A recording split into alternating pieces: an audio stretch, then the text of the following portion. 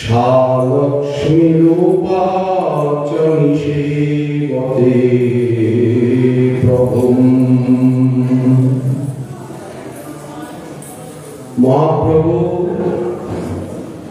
তার নীলাচলে সন্ন্যাস লীলা সমাপ্ত করে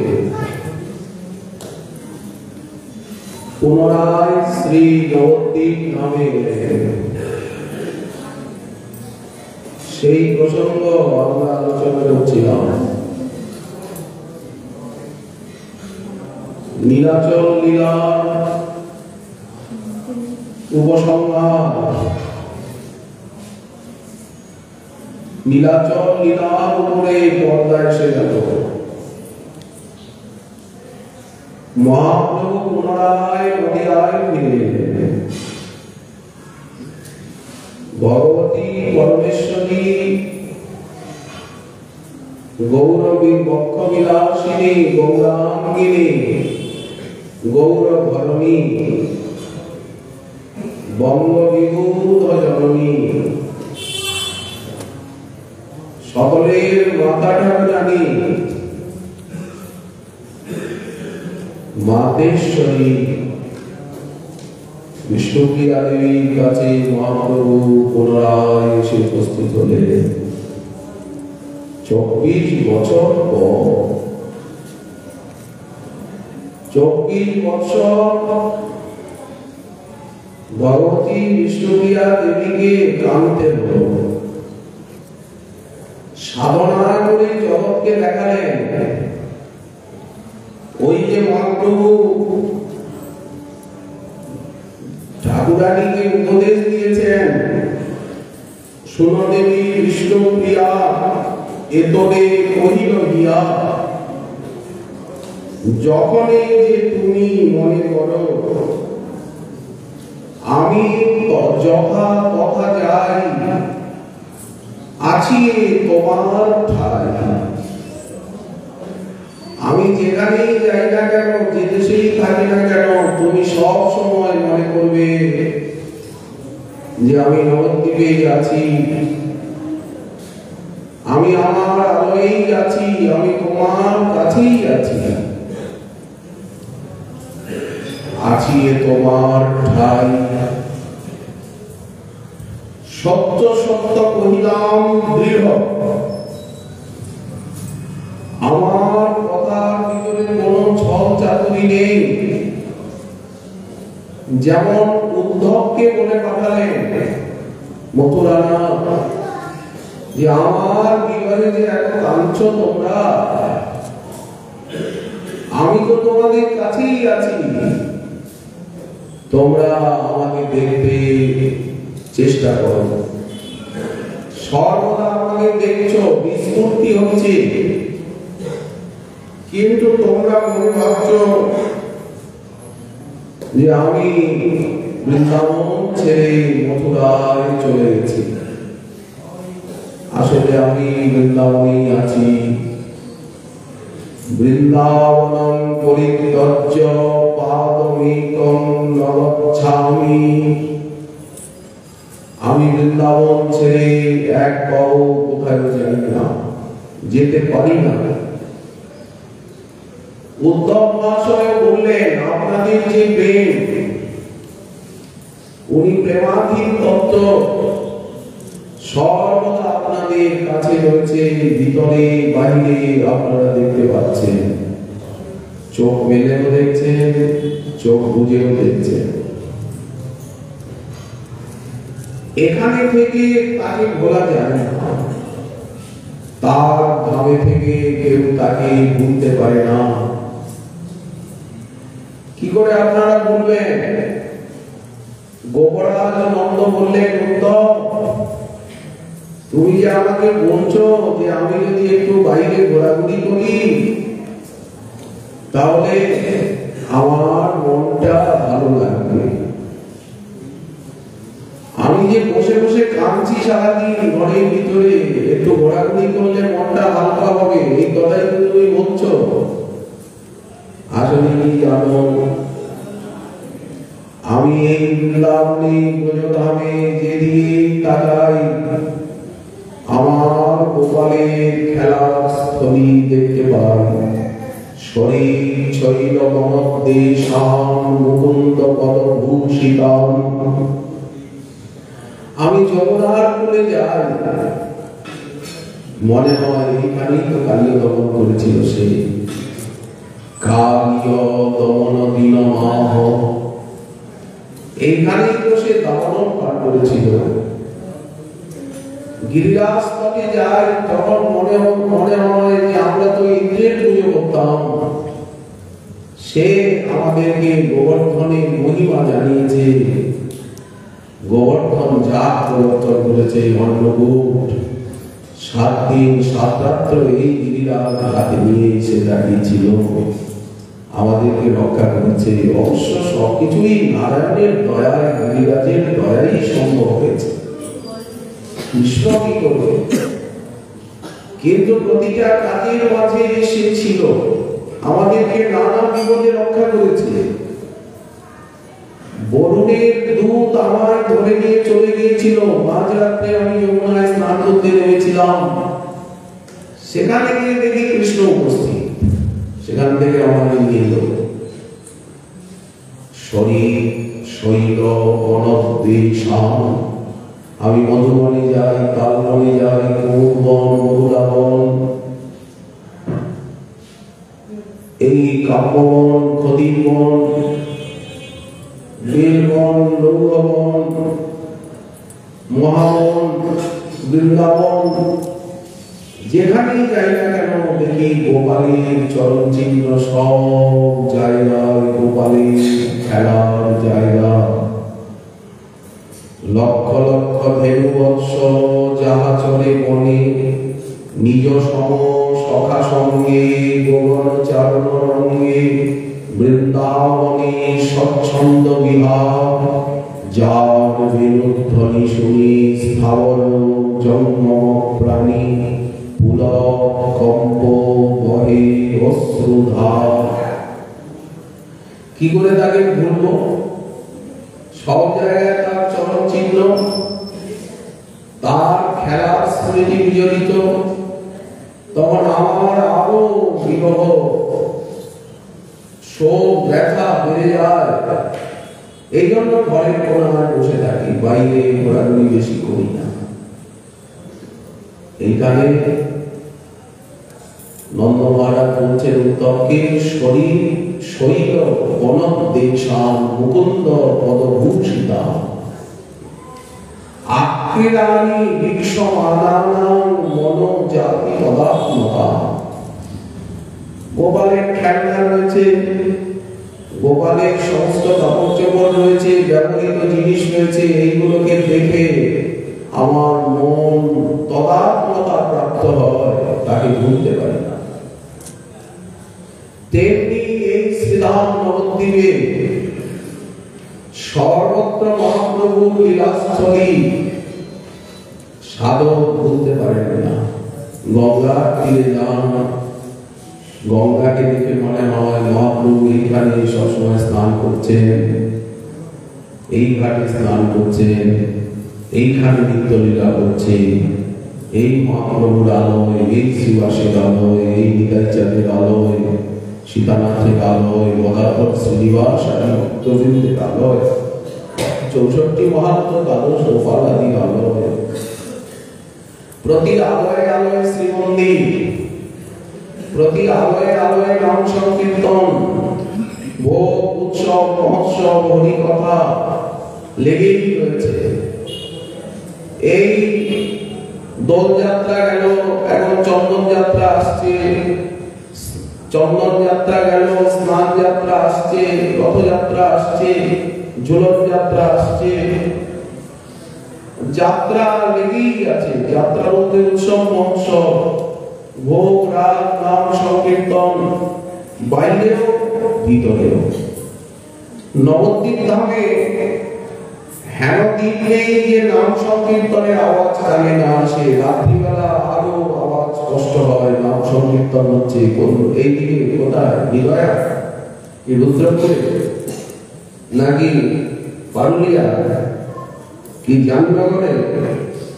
নাকি ওই কামালি পাড়ায়, নাকি চারিচারা পাড়ায়, না দণ্ডকালী তলায়, কি মণিপুরে, না কোলের ডাঙ্গায়, কোলের গঞ্জ, কি স্বরূপগঞ্জ, কি বুড়োর ঘাট, বা ওই মাথায় তলা ঘাট, সব জায়গায় যেন নাম সংকীর্তন হচ্ছে। রাত্রিবেলা নাম সংকীর্তনের আওয়াজ আসে কিনা? রোজই ভোগান্তি কীর্তন আসে কিনা?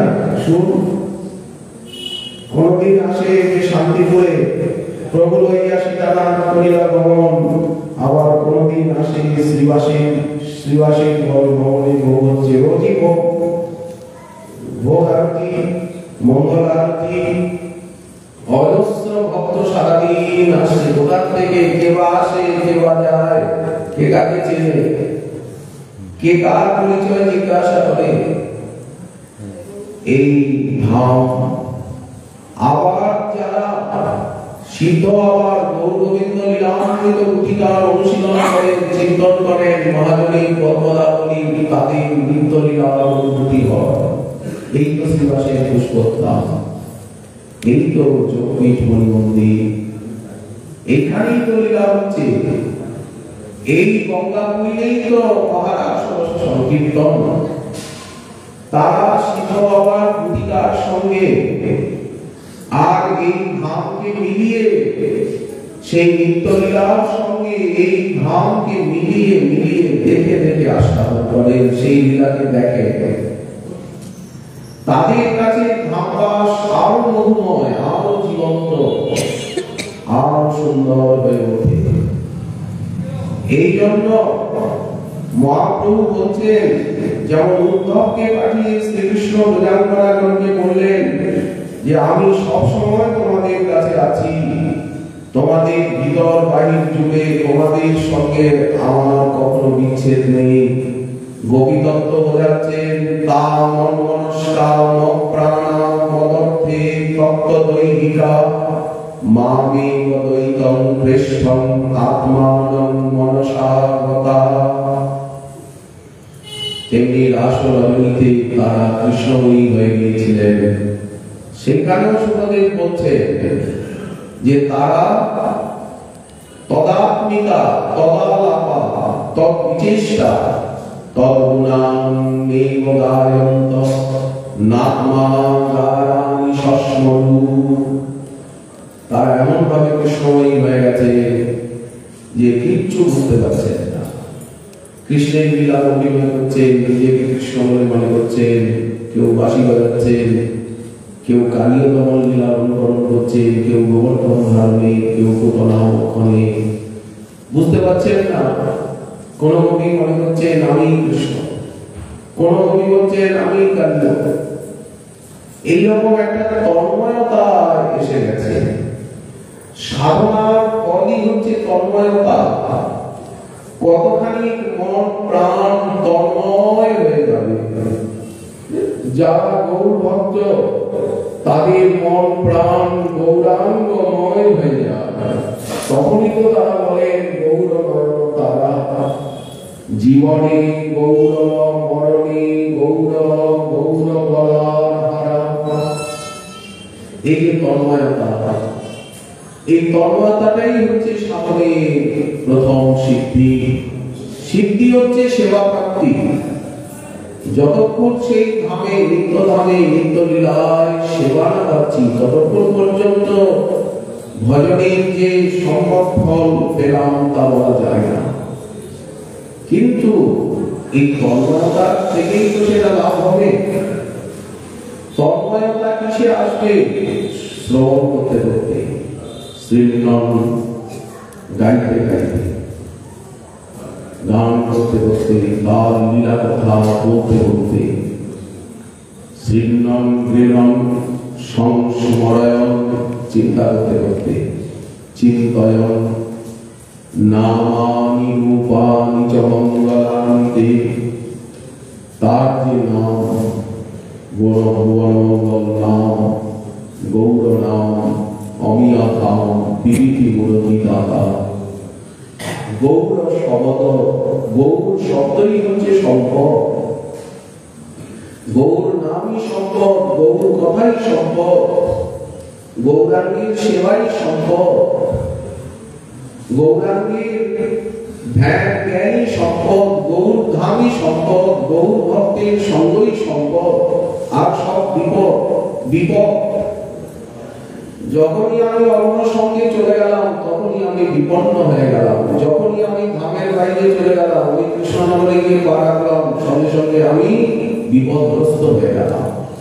এই পেতুয়া নগরীতে গিয়ে পা রাখলাম তো আমার নৌকা ডুবি হয়ে গেল। এই তো এইভাবে বলে নিতে হবে। যখনই আমি ধামের বাইরে গেলাম তখনই আমি পা পিছলে পড়ে আমার কোমর ভাঙল। এইভাবে ধামকে আঁকড়ে ধরা, নামকে আঁকড়ে ধরা, তার রূপ, সিংহাসনে যিনি দাঁড়িয়ে আছেন উনি হচ্ছেন রূপ, নাম রূপ। আর এই যে আমরা বর্ণনা করছি এই হচ্ছে গুণ আর লীলা। মহাপ্রভু লীলাচলে তার সন্ন্যাস লীলাকে সমাপ্ত করে পুনরায় 24 বছর পরে নবদ্বীপে এসে গেলেন। কিভাবে এলেন? ওই যে বললেন, আমি যেখানে যাই না কেন আমি সব সময় তোমার কাছে আছি, তোমাকে ছেড়ে কোথায় আমি যাব না। সত্য সত্য কহিলাম দৃঢ়। তোমার নাম না বিষ্ণুপ্রিয়া, তুমি সর্বদা শ্রী বিষ্ণুর আরাধনা করো, কৃষ্ণের আরাধনা করো, এটা আমি চাই। তুমি কৃষ্ণ নাম করো, কৃষ্ণের ভজন করো, জগৎ জননী হয়ে, কলিযুগের জীবের মাতা হয়ে তাদেরকে তুমি কৃপা করো, তাদের প্রতি স্নেহ বাৎসল্য প্রকাশ করো এবং তুমি সর্বদা তাদেরকে ভজন শিক্ষা দাও। আমি এটা চাই। আমিও ভজন শিক্ষা দেব, তুমিও ভজন শিক্ষা দাও। আমি ভজন শিক্ষা দেব ঘুরে ঘুরে নানা দেশে গিয়ে সন্ন্যাসী সেজে, আর তুমি ভজন শিক্ষা দেবে এই নবদ্বীপ ধাম থেকে। আমি থাকবো নীলাচলের মন্দিরায়, আর তুমি থাকবে এই সচিব অঙ্গন, আমার পিতৃমাতৃ সদন রূপী মন্দিরা। দেবী তাই করলেন, আজ্ঞা পালন করলেন। মহাপ্রভু এরা বললেন, জগতে যতে দেখো মিছা করি সব লেখো, সত্য এক সবে ভগবান। ভগবানই একমাত্র সত্য, আর বৈষ্ণব সত্য, ভক্ত সত্য, ভক্তি সত্য। আর যা মিছা করি করি হোক জ্ঞান, বাকি যা দেখি শুনি আমরা, একমাত্র ভগবান সত্য, ভক্তি সত্য, আর বাকি বলে সব মিথ্যা। ভক্ত সত্য, গুরু বৈষ্ণব সত্য, নাম মন্ত্র শাস্ত্র ধাম সত্য, বাকি বলে সব ভেদিবাজি মায়াময়, ভিতরে কিছু নাই ভাবা। এই জ্ঞানটা তুমি লেখো। আর মহাপ্রভু বললেন, আমি সব সময় সচিব অঙ্গনে আছি, সচিব লঙ্ঘনে আছি। মা যখনই বন্ধন করেন, নারায়ণের ভোগ লাগান, গোপালের ভোগ লাগান, আমার কথা চিন্তা করেন, সঙ্গে সঙ্গে আমি যেখানে থাকি না কেন আমি এসে উপস্থিত হই নবদ্বীপে। প্রিয়াজিকে বলছেন, যখন তুমি কাঁদো তখনই আমি এসে দাঁড়াই, তোমাকে দেখা দিই, কিন্তু তুমি দেখেও দেখো না। তখন তুমি ভাবো আমি তো সন্ন্যাস নিয়ে লীলা চলে আছি। এই তো জগদানন্দ পণ্ডিত এসেছিলেন, কয়েক মাস থেকে উনি চলে গেলেন। জগন্নাথের মহাপ্রসাদ, জগন্নাথের পট্টবস্ত্র ইত্যাদি দিয়ে মাকে কত কথা শোনালেন, আমিও আড়াল থেকে সবকিছুই শুনলাম। এখন উনি শান্তিপুরে গেছেন জগদানন্দ, এসব কথা মনে হয়। অথচ মহাপ্রভু যে বলেছেন, আমি সব সময় এখানে আছি, তোমার কাছেই আছি, তোমাকে আমাকে কোনো বিচ্ছেদ নেই। সচিব লঙ্ঘনে মহাপ্রভু রোজ মায়ের হস্ত বাচিত, গৃহদেবতা নারায়ণের প্রসাদ পেতে রোজ আসে। মা অনুভব করেন, সাক্ষাৎ দেখেন, কিন্তু মনে করেন এটা আমার ভ্রম। মহাপ্রভু নিজে বললেন, মাকে বলো অমুক দিন মা প্রসাদ নিয়ে কান্নাকাটি করছিল, আমি গিয়ে ভোজন করে এসেছি। মা, আমি যে রোজ যাই, রোজ আমি মায়ের চরণ বন্দনা করতে নবদ্বীপে যাই, নিত্য গঙ্গায় স্নান করতে নবদ্বীপে যাই, আমি রোজ নবদ্বীপে ঘুরে বেড়াই পথে পথে। আমি নবদ্বীপকে কখনো ছাড়তেই পারি না। জননী জন্মভূমিকে কেউ ত্যাগ করতে পারে না, তোমার মতো সহকর্মীকে পবিত্রতাকে কেউ কখনো ত্যাগ করতে পারে না। নদিয়াবাসী এইসব ভক্ত পুত্র শোক না জানিল যে আমার প্রেমে এইসব ভক্ত আমি ছাড়িব কেমনে। মহাপ্রভু নিজে বললেন, শ্রীবাস, তোমার মতো ভক্তকে আমি কি করে ছাড়বো? তুমি আমার সুখের জন্য পুত্র শোক পর্যন্ত, পুত্র শোকটা থেকে বড় সত্য কিছু নাই পিতা, তুমি সেটাকে পর্যন্ত উপেক্ষা করলে। তুমি নিত্যানন্দকে, নিতাই চাঁদকে এতখানি বিশ্বাস করো। মহাপ্রভু আনন্দে হাতে তালি দিয়ে বললেন, তোমার ঘরে কোনদিন কোন অভাব হবে না। লক্ষ্মী যদি ভিক্ষা করে নগরে নগরে, তথাপি দারিদ্র নহিবে তোর ঘরে।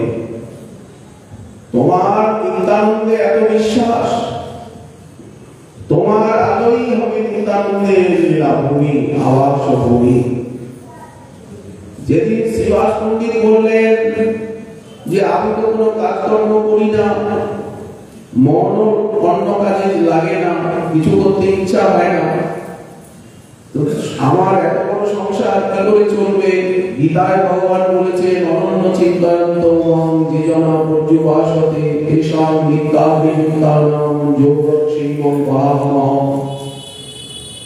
এই বাণীর উপরে আস্থা করে আমি নির্ভয় হয়ে বসে আছি। যে জন আমার চিন্তে অনন্য হইয়া তার অন্ন বই আমি মস্তকে করিয়া। মহাপ্রভু বললেন, এত বড় সংসার তুমি কিছু করো না। এতগুলি ভাই, শ্রীমতী, শ্রীনিধি, শ্রীমান, তুমি কি করে সংসার চলবে? শ্রীবাস পণ্ডিত বললেন, উপবাস করবো একদিন, দুদিন, 3 দিন। যখন 3 দিন উপবাস করেও দেখলাম যে কিছু এলো না, সবাই কাটাকাটি করছে, বাচ্চাগুলো কিছু নাই ঘরে, তখন আমি মনে করবো আমার ভক্তি নাই। আমার যদি ভক্তি থাকতো তাহলে গীতার বাক্য সত্য হতো, ওই যে গীতা বচন সেটা সত্য হতো। পরীক্ষা হয়ে গেল, তখন আমি গঙ্গায় ঝাঁপ দেব। কেন ঝাঁপ দেব? আমার ভক্তি নেই, প্রেম নেই, তো আমার বেঁচে থেকে কি কাজ? যেই এই কথা বলেছেন, মহাপ্রভু হুঙ্কার করে উঠলেন, বললেন ওই একই কথা, কোনদিন তোমার দারিদ্র দুঃখ ব্যথা বেদনা হবে না, আমি নিত্য তোমার অঙ্গ নিয়ে নৃত্য করব। শ্রীবাস ভবনে, রাঘব ভবনে, নিতাই নর্তনে। শ্রীবাসকে বললেন, তুমি একটা পুত্র হারিয়েছ, আজ থেকে 2টো পুত্র পেলে, আমি আর নিত্যানন্দ নন্দন তোমা। নিতাই চাঁদ সেই রকম ব্যবহার করেন মানিকদেবীর সঙ্গে। দেখুন, মহাপ্রভু বলছেন নদিয়াবাসীর মতো ভক্ত হয়, নবদ্বীপবাসীর মতো ভক্ত কোথায় পাওয়া যায়? এইসব ভক্তগণকে আমি কি করে ছাড়বো? ছেড়েও বলছেন আমি বড় ভুল করেছি, শান্তিপুরে স্বীকার করছেন আমি সন্ন্যাস নিয়ে বড় ভুল করলাম, বড় অন্যায় হয়ে গেছে। সন্ন্যাসে কি কাজ? মোর প্রেম প্রয়োজন। যে কালে সন্ন্যাস করিল মোর ছন্ন হইল মন। আমার বুদ্ধিটা কিরকম যেন হয়ে গেল, আমার সন্ন্যাসে কি দরকার? আমার দরকার তো ভক্ত সঙ্গ, ভজন, প্রেম। সন্ন্যাস নিয়ে আমি এটি করলাম। ভক্ত সঙ্গই তো জীবনের লক্ষ্য কৃষ্ণকে জন্মাইতে নীতিহ মুখ্য অঙ্গ, কৃষ্ণ ভক্তির জন্মমূল হয় সাধু সঙ্গ। এমন ভক্ত পেয়ে, শ্রীবাসের মতো ভক্ত পেয়ে, শুক্লাম্বরের মতো ভক্ত পেয়ে, শ্রীধরের মতো ভক্ত পেয়ে, অদ্বৈত আচার্যের মতো ভক্ত পেয়ে, শ্রীপাদ অদ্ভুত নিত্যানন্দের মতো ভক্ত পেয়ে, কুণ্ডলিক বিদ্যানিধির মতো ভক্ত পেয়ে, আমি গদাধরের মতো জগদানন্দের মতো ভক্ত পেয়ে, আমি এই সমস্ত ভক্তকে ত্যাগ করে আর আমি যে সন্ন্যাস গ্রহণ করলাম, এটা আমার মোটেই ঠিক হয় না, নিজে স্বীকার করছে।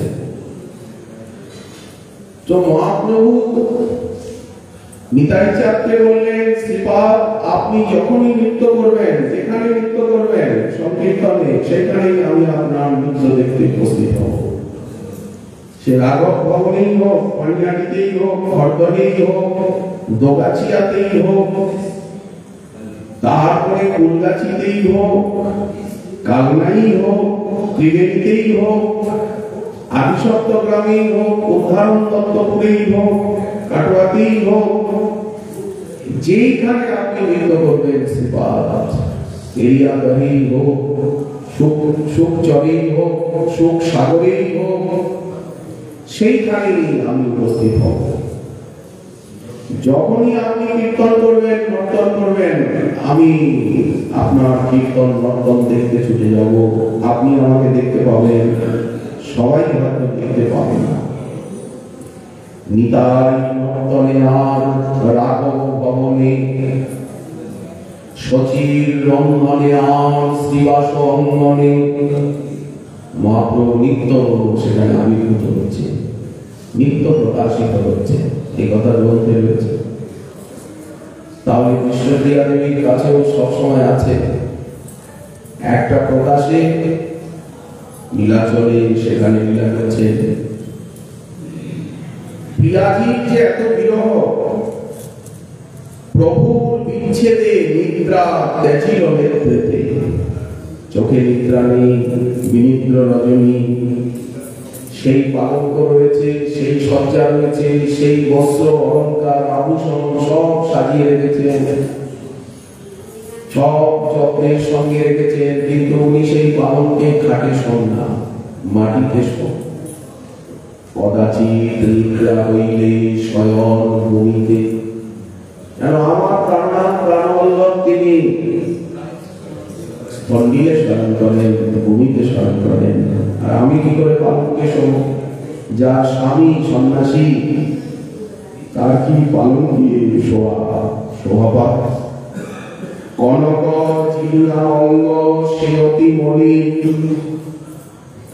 কৃষ্ণা চতুর্দশীর শশীর প্রায় ক্ষীণ।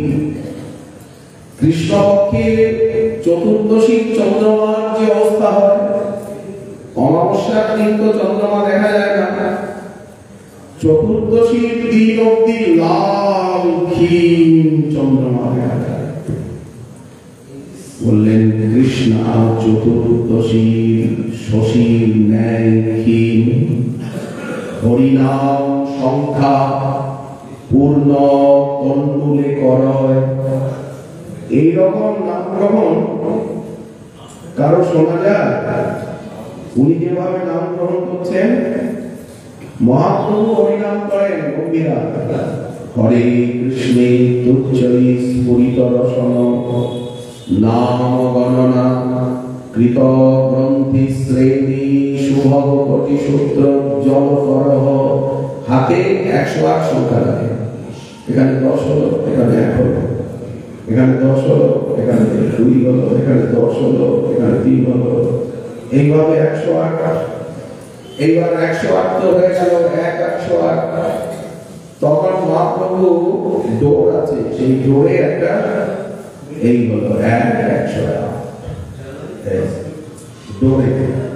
এইবার আবার হাতে 108 করলেন, আর একটা গ্রন্থি দিলেন, তাহলে 2 108, এরকম গ্রন্থি দিয়ে দিয়ে দিয়ে দিয়ে 3 108, 4 108, 5 108, এইভাবে সংখ্যা রাখেন। কৃত গ্রন্থি শ্রেণী শুভগ কোটি সূত্র জল কর। বিশাল আকৃতির ঘাট দল যুগল খেলাঞ্চিত ভুজ সচৈতন্য কিংবে পুনরবিদৃশোর যাস্যতি পদম। সবসময় চিন্তা করেন রাধারানী ভাবে বিভাবিত, সেইভাবে গম্ভীরানাথ সবসময় চিন্তা করছে প্রাণনাথ শ্রীকৃষ্ণকে। রাধা কি হইল অন্তরে ব্যথা, বসিয়া বিরলে খাতরে একলে না শুনে কাহার কথা। সদাই ধ্যানে চাহিবে গোপালে, না চলে নয়ন তারা। বিরতি আহারে রাঙাবাস পরে যেমতি যোগিনী পাড়া। ও দুটি নয়নে বহিছে সকলে, যেন শ্রাবণ মাসের ধারা। আর গম্ভীরানাথে ফুটে উঠছে রাধারানী, যেমন ধামেশ্বরে রাধারানী ফুটে উঠছে। ধামেশ্বরকে দেখলেই ধামেশ্বরে বাইরে রয়েছে বিষ্ণুপ্রিয়া দেবী। ভালো করে ধামেশ্বরকে তাকিয়ে দেখবেন। আমরা ভালো করে তাকিয়ে দেখতে চেষ্টা করি যে মুখখানা বিষ্ণুপ্রিয়া দেবীর শ্রীমুখ, বক্ষ দেখলে স্পষ্ট বিষ্ণুপ্রিয়া দেবীর বক্ষ আমরা দেখতে পাই। বাইরে বিষ্ণুপ্রিয়া দেবী, ভিতরে মহাপ্রভু। আবার মহাপ্রভুর দিকে তাকালে বাইরে রাধারানী, ভিতরে কৃষ্ণ। একই একই অবতারে শেখমণিদিতে বিষ্ণুপ্রিয়া দেবীও রয়েছেন, মহাপ্রভুও রয়েছেন, রাধারানীও রয়েছেন, কৃষ্ণও রয়েছে। এই জন্য দেখুন ধামেশ্বরের যে ভোগ লাগে কয়েকটা তালা, এটা বিষ্ণুপ্রিয়া দেবীর তালা, এটা মহাপ্রভুর তালা। খালি এটা নারায়ণের, এটা শ্রীকৃষ্ণের। এই তো একই আধারে বিষ্ণুপ্রিয়া দেবীও, বাইরে বিষ্ণুপ্রিয়া দেবী। কারণ বিষ্ণুপ্রিয়া সমালিঙ্গিত বিগ্রহ। বিষ্ণুপ্রিয়া দেবী এই বিগ্রহকে আলিঙ্গন করে, মহাপ্রভু তাকে আলিঙ্গন করে আর নিজের সঙ্গে মিশিয়ে নিলেন মহাসম্মিলনে। এতদিন পরে বাইরে বিষ্ণুপ্রিয়া দেবীকে ভালো করে দেখবে, শ্রীমুখখানা বক্ষ দেশ, বিশেষত বক্ষ দেশ, এবং বিষ্ণুপ্রিয়া দেবীকে পুরো বাইরে দেখা যায়। তারপরে মহাপ্রভুর দিকে তাকালে প্রথমে রাধারানী, উপরে রাধারানী, ভিতরে কৃষ্ণ লুকিয়ে আছেন। এইভাবেই তো ভক্তগণ অনুভব করে। তাই তো বলে সৌন্দর্য মাধুর্য বিলাস ভ্রমণী ররাজ রাজ বলভীম গৌরব বিশ্বপ্রিয়া নামিত পাঠ পঙ্কজ রসীন পূর্ণ রসিকেন্দ্র মৌনী। মহাপ্রভু সবসময় চিন্তা করছেন, শ্রবণ করছেন, জগৎকে দেখাচ্ছেন কাকে ভজন বলে, রাগানুগা ভক্তি কাকে বলে। রাগানুগা মার্গে তারি ভজে জীবন, ভালোবাসার মার্গ। রাগানুগা মার্গ বলতে ভালোবাসার মার্গ। শোক তাপ জ্বালা যন্ত্রণার ভয় ভজন নয়। ভজন না করলে দুঃখ যন্ত্রণা ব্যথা বেদনা বলেন এইসব চিন্তা নিয়ে ভজন নয়। ভজন না করে থাকতে পারেন না। দণ্ডে দণ্ডে তিলে তিলে গোড়ারূপ না হিরিলে মরমে মরিয়া সদাই থাকি। সাপ হয় নিরন্তর ওই হেমকান্তি কলেবর হিয়ার মাঝারি সদাই রাখি। এই যে অনুরাগ, এই যে ভালোবাসা, একেই রাগানুগা ভক্তি বলা হয়। ক্ষণিক না দেখি তাই বাজর ধসিয়া যায়, ধৈরজ ধরিতে নাহি পারি। তোমায় আর কি ছাড়িয়া দিব, এ মুখ চিরিয়া যেখানে পড়াম সেখানে তোমার থব। ওচার বদন সদা রখিব, সুখ না চাহিব আর। এই হচ্ছে রাগানুগা ভক্তি, এই হচ্ছে রাগাত্মিকা ভক্তি। কি আর বলিব আমি, জীবনে মরণে জনমে জনমে প্রাণনাথ হইল তুমি। এইভাবে আনুগত্য, তুমি জন্মে জন্মে জীবনে মরণে প্রাণনাথ হইল। তোমার চরণে আমার পরাণে লাগিল প্রেমের ফাঁসি। গলায় ফাঁসি লেগে গেছে মহাপ্রভুর চরণের সঙ্গে। আর আমাদের প্রাণের সঙ্গে ফাঁসি লেগে গেছে। এখন আর আমরা কারো দিকে তাকাতে পারবো না, কোন দেবদেবীর দিকে তাকিয়ে প্রাণ শীতল হয় না। যদি কেউ আমাদেরকে কোন দেবদেবীর সামনে নিয়ে দাঁড় করায় তো আমাদের প্রাণ আরো অস্থির হয়ে ওঠে। মনে হয় কত কত জন্ম, কত কত দেবদেবীর পুজো করেছি, এই জন্মটাও কি দেবদেবীর পুজো করে আমার চলে যাবে? আমি কি গৌরাঙ্গের চরণে নিজের মন প্রাণকে বিলীন করতে পারবো না? এই জন্য তোমার চরণে আমার পরাণে লাগিল দেবীর ফাঁসি, সব তেরা দিয়া এক মন হইয়া আমি হইব তোমার দাসী। একুলে ওকুলে দুকুলে গোকুলে, ইহকালে পরকালে, পিতৃকুলে মাতৃকুলে শ্বশুরকুলে, আমি আপন বলিব কার। শীতল জানিয়া শরণ লইল ও দুটি কোমল পায়, একেক সহিল অবলা বলিয়া পাষাণ হইলে জালিত ফাটিয়া। এই রাগানুগা ভক্তি, এইভাবে দেখুন মহাপ্রভু কিভাবে চিন্তনে ডুবে গেছেন। এখানে বিষ্ণুবিহারীও ডুবে গেছেন, নদিয়াবাসী ভক্তগণ ডুবে গেছেন, আর ওখানে মহাপ্রভু ডুবে গেছেন। বলার কথায় এখানে ওখানে, আসলে এখানে ওখানে সব একাকার। পয়োর আশিস তীরে স্ফুরল উপবনানি কলনয়া, মোহর বৃন্দারণ্য স্মরণ জনিত প্রেম বিবশঃ, ক্বচিৎ কৃষ্ণাবৃত্তি প্রচল রসল ভক্তি রসিক, সচৈতন্য কিমে পুনরবিদৃশোর যাস্যতি পদম।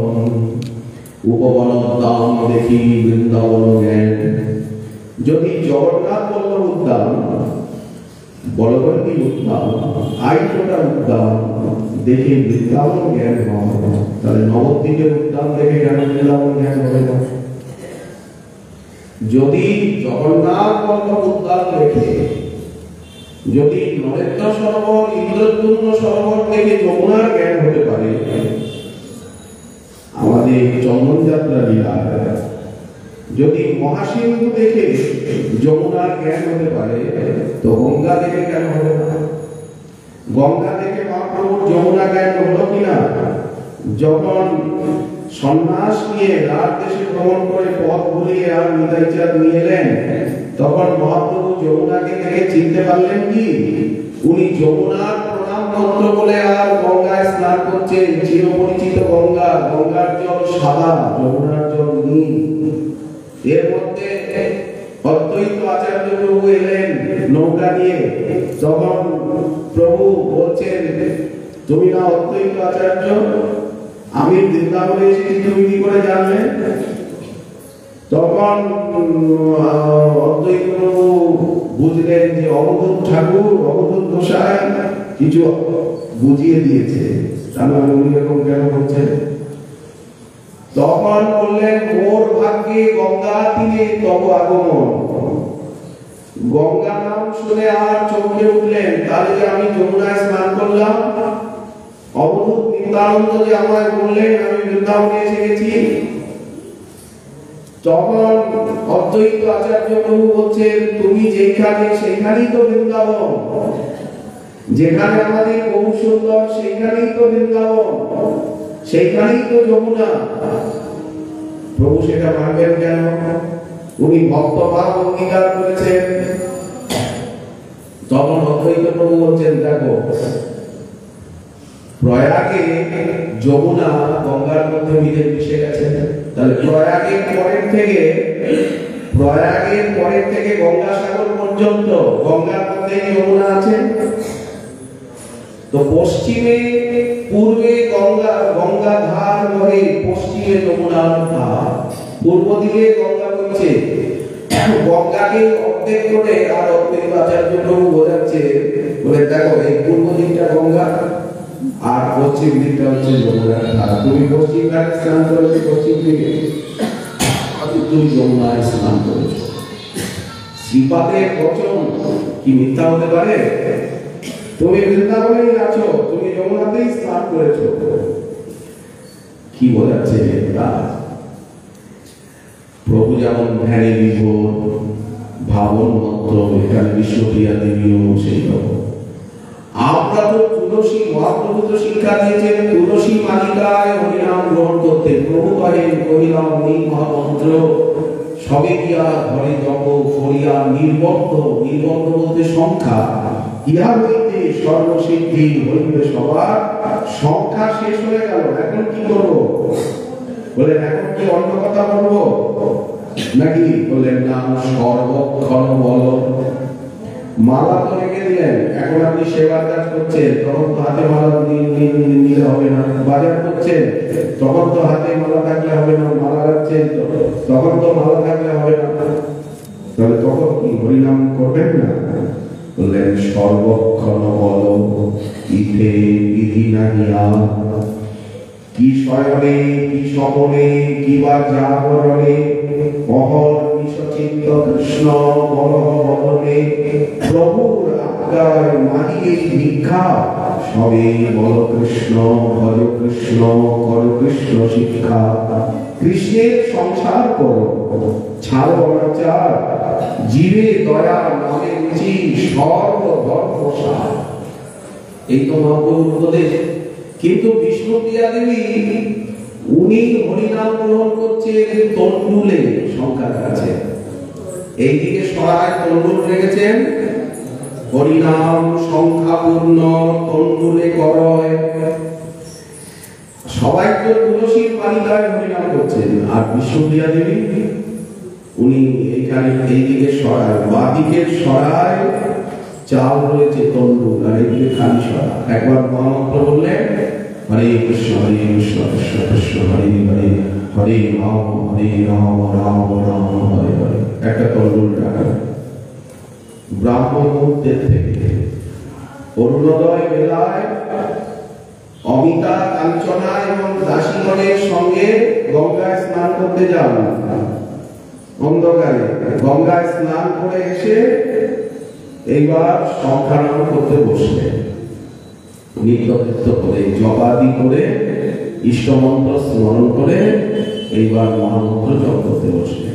একটা চালান হলো হরে কৃষ্ণ কৃষ্ণ কৃষ্ণ হরে হরে, হরে রাম রাম রাম হরে হরে। এই দুটো চাল হলো হরে কৃষ্ণ কৃষ্ণ কৃষ্ণ হরে হরে, হরে রাম রাম রাম হরে হরে। কটা চাল হলো? তিনটে।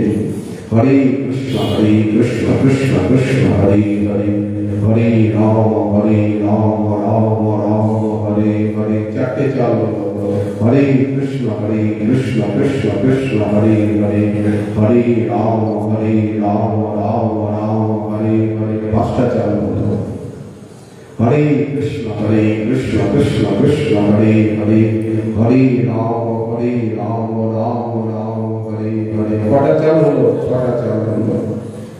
এইরকম প্রহর বেলা 3টে পর্যন্ত মহামন্ত্র গ্রহণ করছেন। সরায় যতটুকু চাল হলো এবার তাড়াতাড়ি করা যায়। হরে কৃষ্ণ কৃষ্ণ হরে হরে, রাম রাম রাম হরে হরে, হরে কৃষ্ণ কৃষ্ণ কৃষ্ণ হরে হরে, হরে রাম রাম রাম হরে হরে, হরে কৃষ্ণ কৃষ্ণ কৃষ্ণ হরে হরে, হরে রাম রাম রাম হরে হরে। উপাংশ মানস এবং বাচিক তিন প্রকারের জপ করা। যতটুকু তন্ডুল হলো অতটুকু তন্ডুল উনি আবার স্নান করলেন। স্নান করে এবার পাক করলেন। সে তন্ডুল পাক করি প্রভুরে অর্পণ। সামান্য কিছু ব্যঞ্জন নিজ হস্তে পাক করে অতটুকু অন্ন প্রভুকে অর্পণ করছে। এবার তার থেকে কিঞ্চিত নিজে গ্রহণ করছে, আর বাকিটা অধরামৃত উপস্থিত অতিথি ভক্ত যারা ওনাকে দর্শন করতে এসেছে, নিত্য তারা প্রিয়াজি সমস্ত পাচিত সেই প্রভুর প্রসাদান্ন পাওয়ার জন্য, প্রিয়াজি অধরামৃত পাওয়ার জন্য এবং প্রিয়াজির আলতারঞ্জিত চরণ দুখানা দেখবার জন্য প্রতিদিন ভক্তগণ অপরাহ্ন বেলায় উপস্থিত হন। বাকি প্রসাদটা সকলকে অল্প অল্প অল্প অল্প অল্প করে দামোদর পণ্ডিত, কখনো বংশীবদন, কখনো বা ঈশান দাস, সকলকে কখনো সেটা সকলের হাতে তাহারই কিঞ্চিত মাত্র করই ভক্ষণ, কেহ না জানই জ্ঞানী রাখই জীবন। মুরারি গুপ্তের পর্যায় মুরারি গুপ্ত লিখছেন যে বিষ্ণুপ্রিয়া ঠাকুরানী সর্বপ্রথম নবদ্বীপে তিনি শ্রী গৌরমূর্তি প্রকাশ করলেন এবং পূজা আরম্ভ করলেন। প্রকাশ রূপে প্রিয়ায়া সমীপমাসাদ্বনিজামিনিমূর্তিম বিধায় তস্যাং স্থিতৈষ কৃষ্ণ শালক্ষ্মীরূপাচ নিষেবতে প্রভুম। মহাপ্রভু সন্ন্যাস লীলাকে সমাপ্ত করে পুনরায় প্রিয়াজির কাছে এসে উপস্থিত হলেন। নিজেই নিজের প্রকাশ রূপে শ্রীমূর্তি নির্মাণ করিয়ে প্রিয়াজিকে সবকে আদেশ করলেন, বংশীবদনকেও আদেশ করলেন যে যে নিম্ববৃক্ষের নিচে মা আমাকে জন্ম দিয়েছেন এবং স্তন্যামৃত দিয়েছেন সেই নিম্ববৃক্ষের দ্বারা তুমি আমার শ্রীমূর্তি নির্মাণ করো, সেখানে আমি নিজে অধিষ্ঠিত হব। মুরারি গুপ্ত লিখছেন নিত্যপ্রিয়া মহালক্ষ্মী স্বরূপিণী বিষ্ণুপ্রিয়া দেবীর সমীপে অবস্থানের নিমিত্ত তাকে বলেছেন স্থিত ঈশ কৃষ্ণ, ইনি স্বয়ং শ্রীকৃষ্ণ। এখানে শ্রীকৃষ্ণ নিত্য বিরাজ করছেন রসরাজ মহাভাব মিলিত মূর্তি রূপে। বাইরে রাধারানী, ভিতরে কৃষ্ণ, আর তার বাইরে বিষ্ণুপ্রিয়া দেবী। তো স্থিত ঈশ কৃষ্ণ ইনি সাক্ষাৎ শ্রীকৃষ্ণ, আর বিষ্ণুপ্রিয়া দেবী বলেন লক্ষ্মী রূপা, তিনি মহালক্ষ্মী স্বরূপিণী।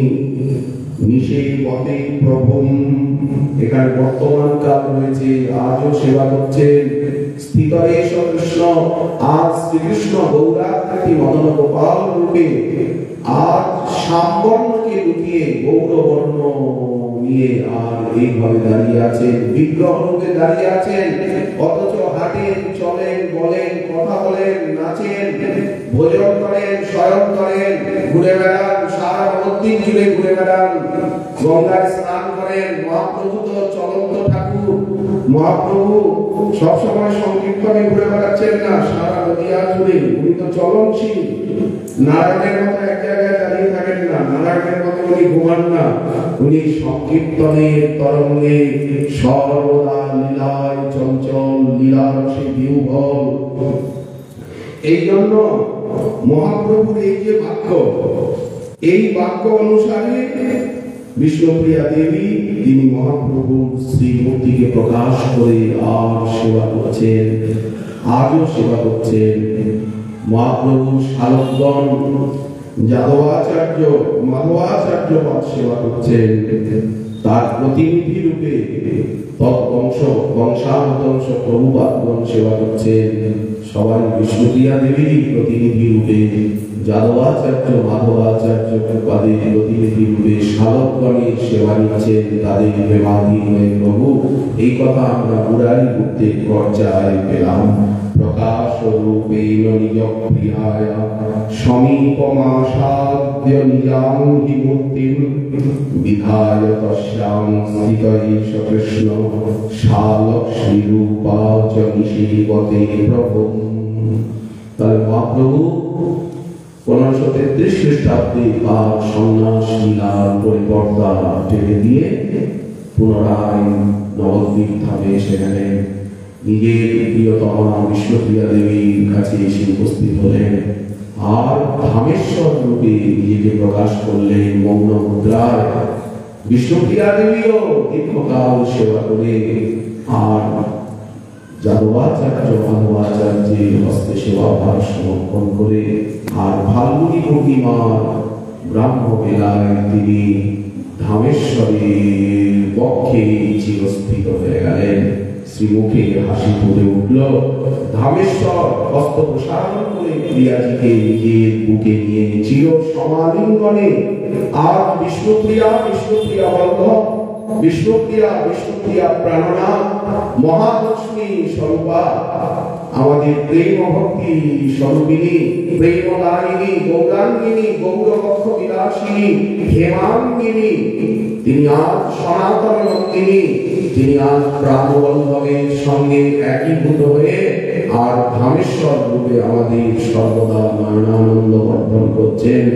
এই জন্য মহাজন লিখেছেন সৌন্দর্য মাধুর্য বিলাস বিভ্রময়ী ররাজরাজবয়হেম গৌর বিষ্ণুপ্রিয়া লালিত পাদ পঙ্কজ রসেন পূর্ণ রসিকেন্দ্র মৌলি। কি সুন্দর ব্যাখ্যা করেছেন মহাজন। এই প্রসঙ্গ এত সুন্দর এত পরিষ্কার করে ব্যাখ্যা করেছেন বিষ্ণুপ্রিয়া চরিতে আমাদের হরিদাস গোস্বামী প্রভু পুরশিবতলা বিষ্ণুপ্রিয়া চরিত গম্ভীরায় শ্রী বিষ্ণুপ্রিয়া বিলাপ গীতিকাব্য অনুরাগ পল্লী ভক্তি রত্নাকর বংশী শিক্ষা প্রেম বিলাস কর্ণানন্দ পরবর্তীকালের যত ঐতিহাসিক গ্রন্থ মুরারি গ্রন্থের চর্চা সর্বত্র বর্ণনা রয়েছে। শুধু আমাদের বসে বসে শোনা কথাগুলো যদি আমরা সাজিয়ে গুছিয়ে বলতে না পারি, গ্রন্থ সামনে নিয়ে গ্রন্থ দেখে দেখেই যদি আমরা বলি তাহলেই আমরা ধন্য কৃতার্থ হয়ে যাব। গৌর গোবিন্দ লীলা শুনিতে বলবে শিলা গৌরাঙ্গে মধুর লীলা যাহার কর্ণে প্রবেশিলা হৃদয় নির্মল নীলতা বলি শ্রীতাই গৌর হরি গৌর হরি গৌর হরি বিষ্ণুপ্রিয়া বল্লভ বিজয়তা ধামেশ্বর বিজয়তা শ্রী গৌর হরি বিজয়তা বিষ্ণুপ্রিয়া বল্লভ জয়তি।